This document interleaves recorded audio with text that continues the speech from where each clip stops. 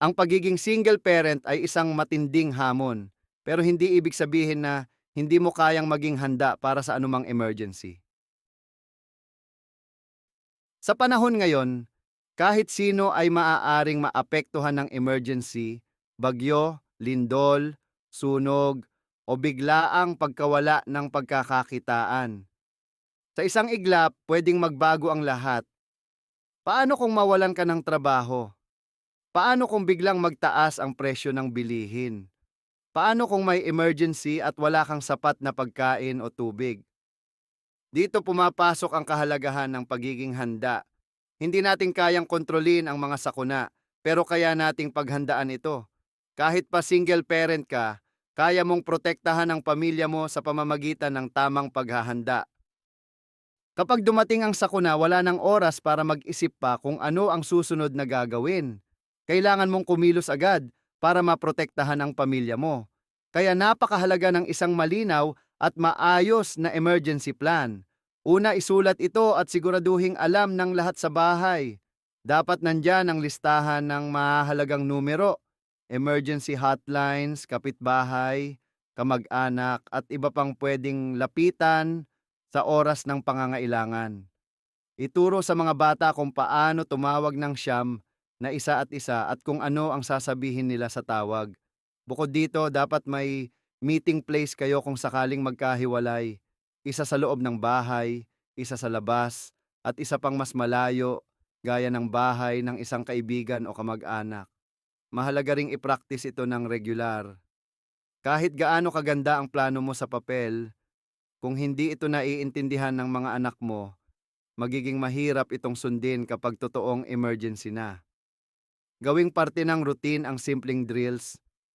Paano mabilis lumabas ng bahay, paano protektahan ang sarili sa lindol, o paano gumamit ng emergency whistle kung kinakailangan ng tulong.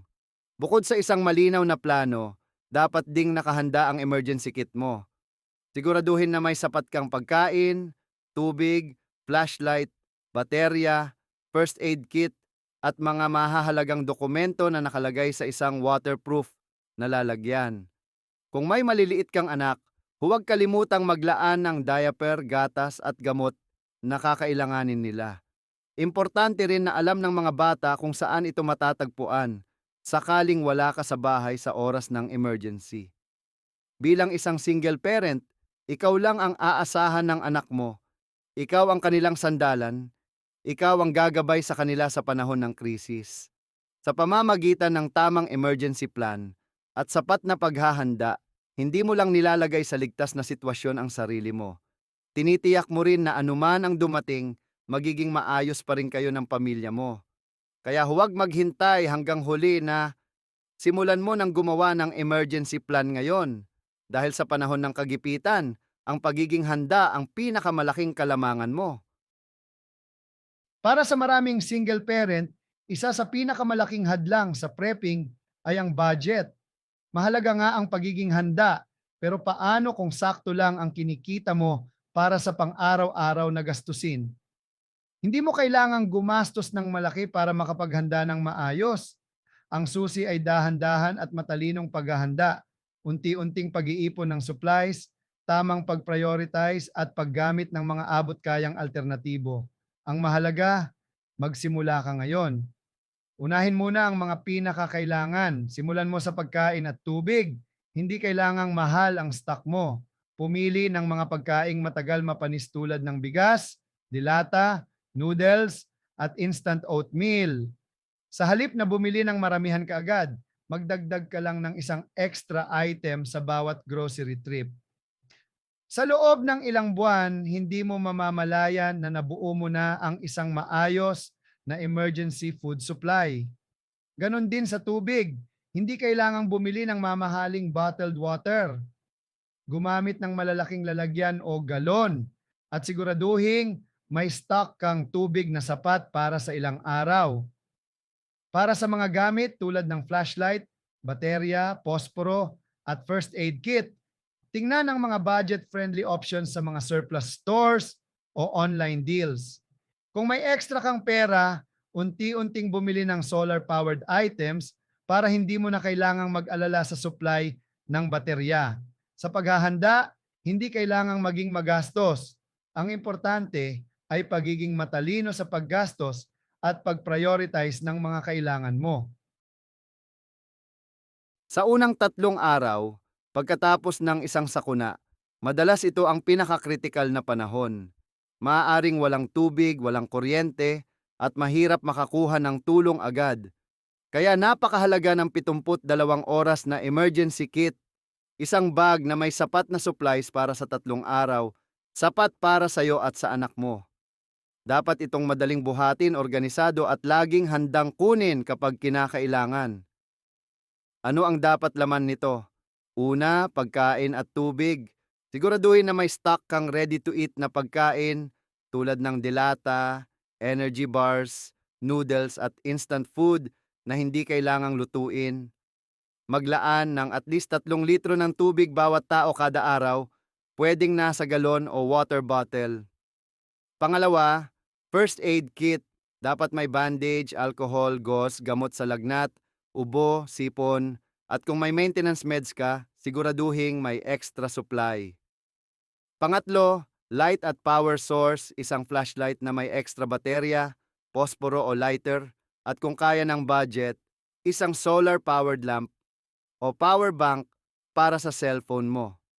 Pang-apat, mahahalagang dokumento, mga birth certificate, IDs, insurance papers, at emergency contacts. Nakalagay sa isang waterproof na lalagyan. At panghuli, personal items tulad ng damit, hygiene kit, face mask, at basic tools gaya ng Swiss knife o maliit na lubid. Kung may baby ka, siguraduhin ding may diaper at gatas sa bag mo. Ang 72 oras na emergency kit ay hindi kailangang mabigat o mahal. Pwede mo itong buuin dahan-dahan, isang item kada linggo hanggang sa makumpleto mo ito. At higit sa lahat, siguraduhing alam ng anak mo kung saan ito nakalagay. Sa oras ng emergency, hindi mo na kailangang magmadali o maghanap. Handa ka na. Dahil sa panahon ng sakuna, ang paghahanda ngayon ay maaaring magligtas ng buhay bukas. Bilang isang single parent, ikaw lang ang pangunahing proteksyon at gabay ng anak mo sa panahon ng emergency. Pero paano kung wala ka sa tabi nila sa oras ng sakuna? Paano kung nasa trabaho ka o nasa labas at hindi mo sila agad mararating? Kaya napakahalaga na turuan sila ng mga basic emergency skills, mga kakayahang maaaring magligtas ng buhay nila habang hinihintay ang tulong. Una, ituro sa kanila kung paano tumawag ng emergency hotlines. Siguraduhin nilang kabisado ang 911 o ang local emergency number, pati na rin ang numero ng kamag-anak o kapitbahay na pwedeng lapitan. Kung bata pa sila, i-practice ito sa kanila gamit ang simpleng role-playing. Ano ang sasabihin mo sa emergency call? Dapat nilang malaman ang buong pangalan nila, address, at kung paano ilarawan ang nangyayari. Pangalawa, turuan sila ng basic survival skills. Halimbawa, kung may lindol, ituro sa kanila ang duck, cover and hold, lumuhod, magtago sa ilalim ng matibay na lamesa, at humawak ng mahigpit hanggang huminto ang pagyanig. Kung may sunog, dapat alam nila kung paano lumabas ng mabilis, lumuhod para iwasan ang makapal na usok, at hawakan ang pinto bago ito buksan para siguraduhing hindi ito mainit. Pangatlo, bigyan sila ng isang simpleng go bag, isang maliit na backpack na may tubig, energy bar, flashlight at emergency whistle. Ituro sa kanila kung paano ito gamitin at siguraduhin na laging nakalagay ito sa madaling maabot na lugar. Higit sa lahat, huwag silang takutin. Gawing interactive at engaging ang pagtuturo. Maaari kang gumamit ng kwento, laro, o simulation drills para hindi sila mataranta kapag dumating ang totoong sakuna. Ang goal mo ay hindi lang turuan sila kung ano ang dapat gawin, kundi bigyan sila ng kumpiyansa na kaya nilang alagaan ang sarili nila kahit wala ka. Dahil sa panahon ng emergency, ang pinakamahalagang sandata nila ay ang kaalamang itinuro mo sa kanila. Ang paghahanda ay hindi lang para sa iyo. Ito ay para sa seguridad at kinabukasan ng anak mo. Sa kahit anong emergency, isa sa pinakakritikal na pangangailangan ay pagkain at tubig. Paano kung mawalan ng kuryente at hindi na gumana ang ref mo? Paano kung hindi mo na agad mabilhan ng pagkain ang anak mo? Kaya napakahalaga na matutunan natin kung paano maayos na mag-imbak ng pagkain at tubig para laging may sapat tayong supply anuman ang mangyari. Unahin natin ang tubig, ang pinakamahalagang resource sa kahit anong emergency. Dapat may nakaimbak kang sa di kalawat 3 litro ng tubig bawat tao bawat araw para sa 3 araw o higit pa kung kaya ng budget at space. Ang tubig ay pwedeng itabi sa malalaking container tulad ng food grade water jugs o galon, pero siguraduhin na ito ay malinis, natatakpan at hindi direktang naiinitan ng araw. Kung kulang ang space mo sa bahay, pwedeng gumamit ng stackable water bottles na madaling itago sa ilalim ng kama o sa isang sulok ng cabinet. Para sa dagdag na proteksyon, magtabi rin ng water purification tablets o portable water filter para kung maubusan ka ng malinis na tubig, may paraan ka pa rin para gawing ligtas ang tubig mula sa ibang sources. Pagdating naman sa pagkain, piliin ang mga pagkaing matagal mapanis at hindi nangangailangan ng pagluluto. Ang bigas, instant noodles, dilatang sardinas, tuna, corned beef, beans, at soup ay ilan sa pinakamadaling iimbak. Kung may bata ka, siguraduhin may stock kang ready-to-eat na pagkain na gusto rin nila tulad ng cereal, crackers, at peanut butter. Iwasan ang mga pagkaing mabilis masira tulad ng fresh meat, gatas, at prutas. Maliban na lang kung meron kang paraan para i-preserve ang mga ito, gaya ng pag-dehydrate o pag-vacuum seal. Para hindi masayang ang stocks mo, gamitin ang first in, first out rule. Ang mga naunang binili, yun ang unang gamitin, tapos palitan ng bago. At huwag kakalimutan ng mga basic cooking tools tulad ng portable gas stove o kahit simpleng kalan na de-alcohol o uling para may paraan ka pa ring magluto kung kinakailangan. Ang pag-iimbak ng pagkain at tubig ay hindi kailangang magastos o komplikado. Dahan-dahan lang, isang item bawat grocery trip hanggang sa mabuo mo ang sapat na supply para sa pamilya mo. Sa panahon ng emergency, ang pagiging handa ay hindi lang tungkol sa survival. Ito ay tungkol sa pagbibigay ng seguridad at kapanatagan sa sarili mo at sa anak mo. Dahil kapag alam mong may sapat kang pagkain at tubig, mas madali kang makakilos at makakapagdesisyon ng tama sa gitna ng sakuna. Sa panahon ng emergency, hindi lang pagkain at tubig ang kailangan mong paghandaan. Isa sa pinakamahalagang bagay na dapat laging handa ay ang first aid kit at imbakan ng gamot. Dahil sa isang sakuna, maaaring walang agarang access sa ospital o botika, kaya mahalagang may sarili kang medical supplies para mapangalagaan ang sarili mo at ang anak mo kung sakaling may masaktan o magkasakit. Unahin natin ang first aid kit. Dapat itong naglalaman ng mga basic medical supplies tulad ng bandages, gauze, adhesive tape, antiseptic wipes, alcohol, hydrogen peroxide, at antibiotic ointment para sa maliliit na sugat at gasgas. Siguraduhin ding mayroong medical gloves, gunting, tweezers, at safety pins para sa iba't ibang sitwasyon. Kung may anak kang madalas maglaro sa labas, mainam na may cold pack para sa pasa o minor injuries. Bukod dito, huwag kalimutang maglagay ng thermometer, face mask, at emergency whistle na pwedeng gamitin kung kailangan ng tulong. Ngayon, pag-usapan natin ang pagtatabi ng mga gamot.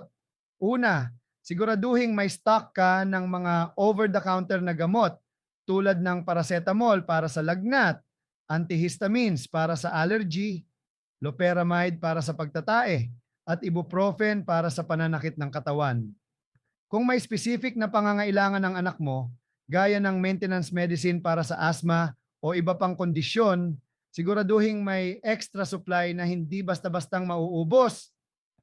Iimbak ang mga gamot sa isang cool, dry place at siguraduhin hindi madaling abutin ng bata. Para maiwasan ang pagkalito, lagyan ng label ang mga bote at lalagyan ng gamot.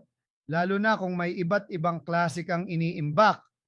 Maaari ka ring magtabi ng isang maliit na notebook o listahan ng dosage at expiration dates para mas madaling i-monitor ang iyong supply. Sa emergency, maaring hindi agad dumating ang tulong. Kaya ang kaalaman sa basic first aid at tamang storage ng gamot ay isang malaking kalamangan.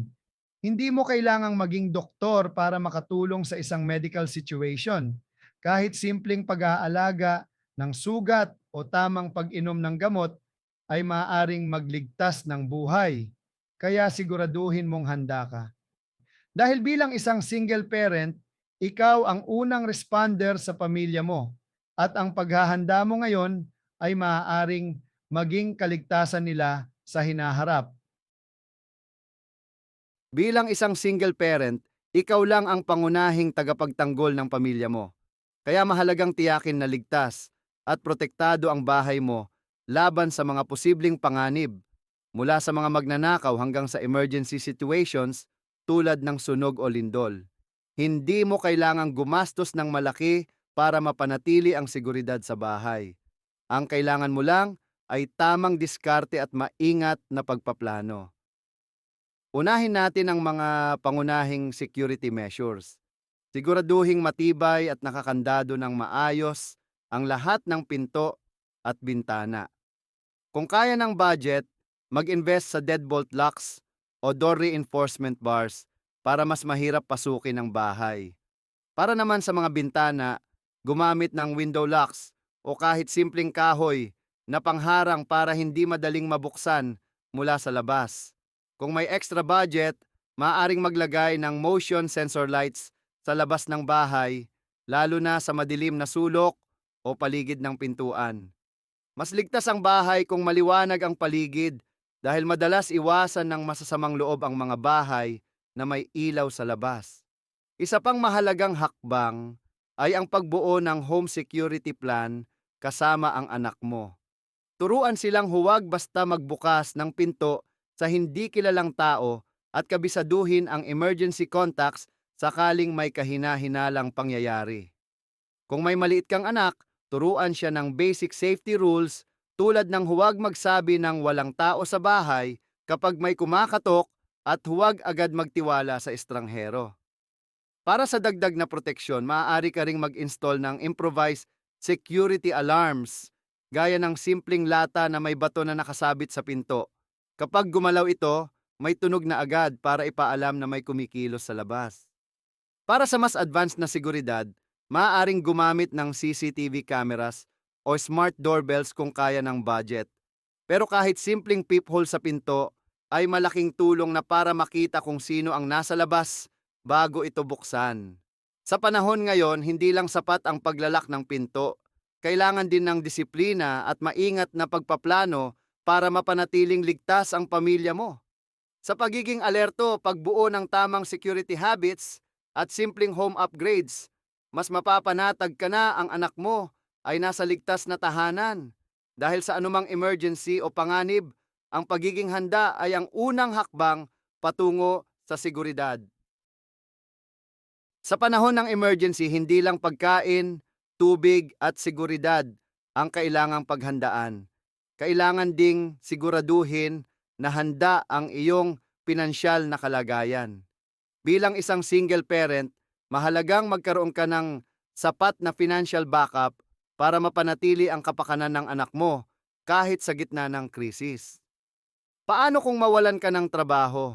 Paano kung biglang may emergency gastos tulad ng hospital bills o biglaang paglikas? Ang financial prepping ay hindi lang tungkol sa pag-iipon, kundi sa pagbuo ng isang sistema na magbibigay sa iyo ng kapanatagan kahit sa hindi inaasahang sitwasyon.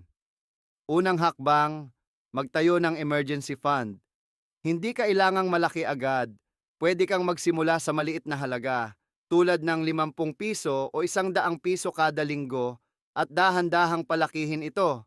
Ang goal ay magkaroon ng sa di ba 3 hanggang 6 na buwang halaga ng iyong basic expenses tulad ng pagkain, renta, kuryente at tubig. Ilagay ito sa isang hiwalay na bank account o isang secure na lalagyan na hindi madaling galawin maliban na lang kung totoong emergency na. Pangalawa, bawasan ang utang hanggat maaari. Kung may mga utang kang may mataas na interes, subukang bayaran ito ng unti-unti para hindi ka lalong mabaon sa gastos. Gumawa ng priority list kung alin ang unang dapat bayaran at umiwas sa mga hindi kinakailangang gastos. Pangatlo, magkaroon ng multiple sources of income kung posible.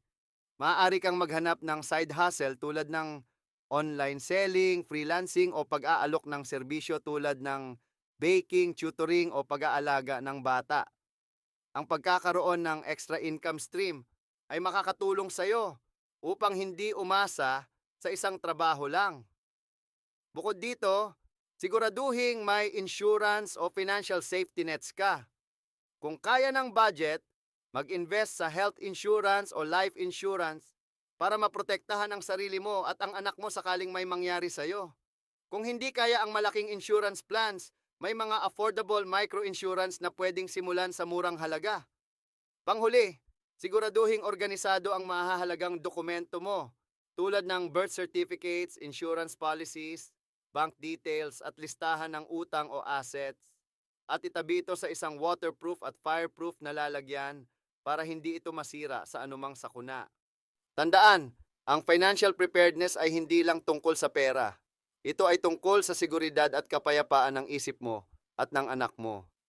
Sa pagiging wise sa pera ngayon, mas maiiwasan ang stress at pangamba sa hinaharap. Kapag may emergency gaya ng bagyo, lindol o malawakang brownout, isa sa mga unang nawawala ay kuryente. Kapag wala kang backup na power source, mahihirapan kang mag-charge ng cellphone, gumamit ng ilaw sa gabi o magpainit ng pagkain. Kaya mahalagang paghandaan ang mga alternative power sources para manatiling ligtas at konektado, lalo na bilang isang single parent na kailangang protektahan ang anak mo. Una, mag-invest sa rechargeable at solar-powered devices. Isa sa pinakamadaling paraan para magkaroon ng backup power ay ang solar-powered flashlights at lamps. Madaling hanapin ito sa mga online stores o hardware at hindi mo kailangang umasa sa disposable batteries. Ang hand crank flashlights naman ay magandang option rin dahil kahit walang araw, pwede mo itong i-charge gamit lang ang kamay mo. Kung may budget ka, magandang magkaroon ng solar power bank para laging may extra charge ang cellphone mo sa panahon ng emergency. Tandaan, ang communication ay napakahalaga sa ganitong sitwasyon. Kaya siguraduhin na may paraan kang mag-charge ng phone para makatawag o makapagpadala ng mensahe sa mahal mo sa buhay. Pangalawa, magkaroon ng backup power source para sa mahahalagang appliances. Kung kaya ng budget, ang portable power station o solar generator ay magandang investment para sa pangmatagalang emergency prepping. May mga affordable na mini power stations na kayang mag-charge ng phones, ilaw, at kahit maliit na electric fan. Kung hindi kaya ang ganitong investment, maaaring gumamit ng power inverters na pwedeng ikabit sa sasakyan para magkaroon ng pansamantalang power supply. Siguraduhin ding may stock ka ng rechargeable batteries para sa mga radios, flashlights, at iba pang essential gadgets. Panghuli, siguraduhin na may energy efficient solutions ka. Sa panahon ng brownout, bawasan ang paggamit ng power-hungry devices at unahin ang mas mahahalagang gamit tulad ng ilaw at communication devices. Kung may baby ka, siguraduhin may extra candles o oil lamps, pero ilagay ito sa safe na lugar para maiwasan ang sunog. Maaari ka rin gumamit ng DIY cooling methods gaya ng paglalagay ng basang tuwalya sa bintana o paggamit ng manual fans para mabawasan ang init. Tandaan, ang paghahanda sa kuryente ay hindi lang tungkol sa convenience. Ito ay tungkol sa kaligtasan at kakayahang manatiling konektado sa gitna ng emergency. Dahil sa tamang paghahanda, hindi mo kailangang mag-alala kung biglang mawala ng power dahil handa ka na para sa anumang sitwasyon. Kapag nawala ng gasol o kuryente, isa sa pinakamalaking hamon ay ang pagluluto ng pagkain. Bilang isang single parent, mahalagang may alternative cooking methods ka para masigurong may mainit at masustansyang pagkain ang anak mo kahit sa emergency. Hindi mo kailangang gumastos ng malaki. Maraming praktikal at abot-kayang paraan para makapagluto kahit walang kuryente. Una, gumamit ng portable cooking equipment. Ang butane stove, ang isa sa pinaka-accessible at madaling gamitin. Siguraduhin lang na may extra butane canisters ka para hindi ka agad maubusan. Isa pang magandang alternative ay ang alcohol stove na pwede mong gawin mula sa lata at denatured alcohol. Kung may uling o kahoy ka, pwedeng gumamit ng charcoal stove, ulingan, na available sa mga palengke.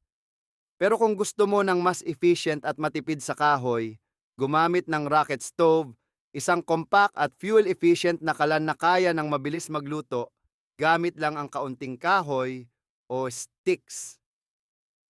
Maaari kang bumili nito online o gumawa ng DIY rocket stove gamit ang bricks, lata o clay.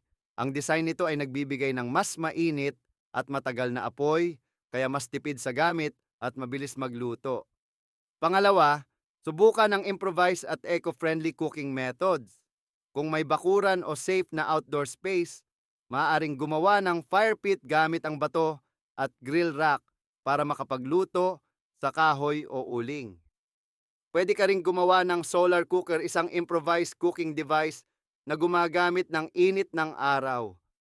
Gumamit ng aluminum foil at karton para gumawa ng reflective surface na nagko-concentrate ng init sa pagluluto. Para naman sa mga gustong makatipid sa fuel, maaaring gumamit ng thermal cooker kung saan pakukuluan mo lang sandali ang pagkain at iiwan ito sa insulated container para maluto sa natitirang init. Pangatlo, mag-stock ng pagkain na hindi na kailangang lutuin.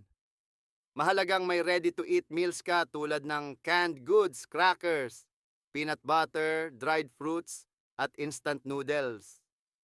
Kung may bata kang kasama, siguraduhin ding may baby food o instant cereal na hindi na kailangang lutuin. Bukod dito, maghanda rin ng powdered milk at instant coffee para may mainit kang inumin kahit walang gas o kuryente.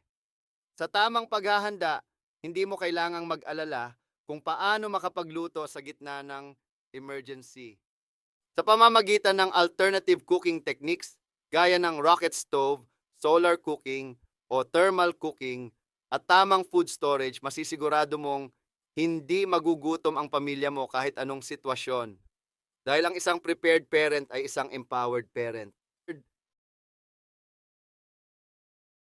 Kapag iniisip natin ang prepping, madalas nating inuuna ang pagkain, tubig at survival gear. Pero ang isa sa pinakamahalagang aspeto ng paghahanda na madalas nakakalimutan ay ang mental at emotional preparedness. Sa panahon ng emergency, hindi lang pisikal na paghahanda ang kailangan. Ang tamang mindset at emotional resilience ay makakatulong sa iyo at sa iyong anak upang harapin ang anumang pagsubok ng may lakas ng loob. Bilang isang single parent, maaaring dumoble ang pressure sa iyo. Ikaw ang inaasahan ng iyong anak. Kaya dapat manatili kang kalmado at matatag kahit sa gitna ng matinding sitwasyon. Unang hakbang ay maging mentally prepared sa anumang maaaring mangyari. Tanungin ang sarili mo, ano ang gagawin ko kung mawala ng tubig at kuryente? Ano ang gagawin ko kung kailangan naming lumikas? Magkaroon ng contingency plans at mental rehearsals kung paano mo haharapin ang iba't ibang emergency scenarios. Kapag may malinaw kang plano, mas mababawasan ang panic at stress. Mahalaga ring i-manage ang expectations. Hindi lahat ng bagay ay kontrolado mo, kaya mas mainam na mag-focus sa kung ano ang kaya mong gawin kaysa sa kung ano ang hindi mo kayang baguhin. Pangalawa, alagaan ang emotional well-being mo at ng iyong anak. Normal lang ang makaramdam ng takot o kaba sa gitna ng krisis, pero mahalagang matutong mag-regulate ng emosyon. Iwasan ang sobrang stress. sa pamamagitan ng deep breathing exercises, prayer o meditation at self-affirmations tulad ng kaya ko ito, may magagawa ako. Kapag kalmado ka, mas magiging kalmado rin ang anak mo. Mahalaga rin ang emotional preparedness ng bata, kausapin sila tungkol sa emergency situations sa paraan na naiintindihan nila. Huwag silang takutin, kundi ipaintindi na may mga bagay tayong pwedeng gawin para maging ligtas. Maglaro ng role-playing games kung paano sila dapat kumilos sa emergency. Halimbawa, kung may lindol, anong gagawin natin? Sa ganitong paraan, hindi sila masyadong matatakot dahil alam nilang may plano kayo. Pangatlo, humanap ng support system. Hindi mo kailangang harapin ang lahat ng mag-isa. Makipag-ugnayan sa mga kapamilya, kaibigan o kapitbahay na maaaring makatulong sa iyo sa panahon ng emergency. Kung may pagkakataon, sumali sa prepping communities o support groups para makakuha ng kaalaman at emosyonal na suporta. Sa panahon ng krisis, ang pagkakaroon ng mga taong maaasahan ay malaking tulong sa mental at emotional well-being mo. Tandaan, hindi lang katawan ang kailangang maging handa. Kailangan ding handa ang isip at puso. Sa pamamagitan ng mental resilience, emotional strength, at tamang mindset, mas magiging epektibo ka sa pangangalaga sa iyong anak at mas malalagpasan ninyo ang anumang pagsubok ng magkasama. Dahil ang tunay na kahandaan ay nagsisimula sa loob ng ating sarili. Sa anumang emergency o sakuna, hindi kailangang mag-survive ng mag-isa. Ang pagiging isang single parent ay may mga hamon, pero hindi ibig sabihin na wala kang matatakbuhan. Isa sa pinakamalalakas na survival tools na hindi mo mabibili ay community support at networking. Ang kakayahang makipagtulungan sa iba upang mas mapadali ang paghahanda at pagharap sa anumang pagsubok.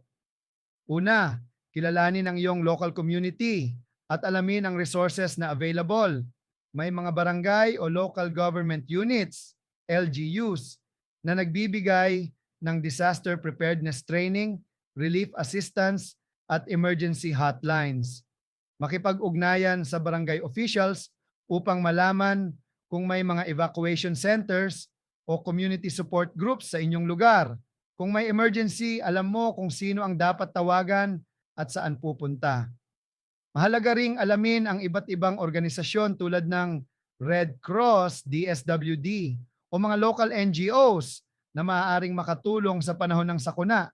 Hindi lang ito tungkol sa pagtanggap ng tulong, maaari ka ring mag-volunteer at maging bahagi ng isang network ng mga taong handang tumulong sa isa't isa. Pangalawa, makipag-ugnayan sa iyong kapitbahay at bumuo ng support system.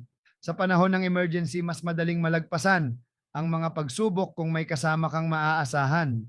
Hindi kailangang maging malapit na kaibigan agad.